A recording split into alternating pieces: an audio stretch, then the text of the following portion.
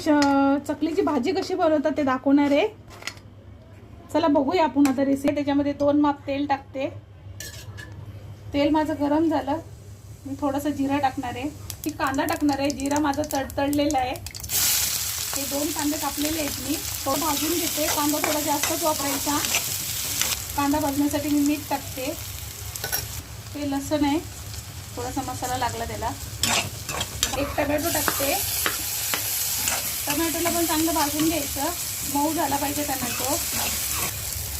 हे मी लसूण आणि खोबऱ्याचं बनवलेली चटणी आहे. मागच्या रेसिपीमध्ये मी तुम्हाला दाखवलं होतं, भाजीमध्ये टाकताना दाखवलं होतं कसं बनवायचं ते. माझ्या चॅनलला बघून घ्या. अर्धा चमचा टाकते धनिया पावडर. चम्मच टाकणार आहे जिरा पावडर. तिखट टाकते. हा तिखट मसाला आहे माझा. थोडीशी हळद पावडर आणि थोडंसं पाणी टाकते. ही मी चटणी टाकून देणार आहे याच्यामध्ये आणि याला तर मिक्स करून घेते. पाणी टाकणार आहे.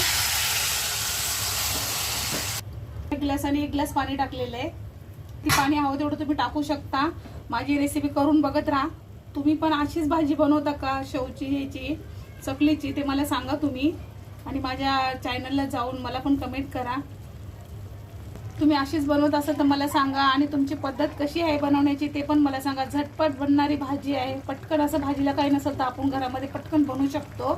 चपाती आणि भाजी खूप मस्त लागते खाण्यासाठी. भाकरी पण खूप मस्त लागतात त्याच्याबरोबर.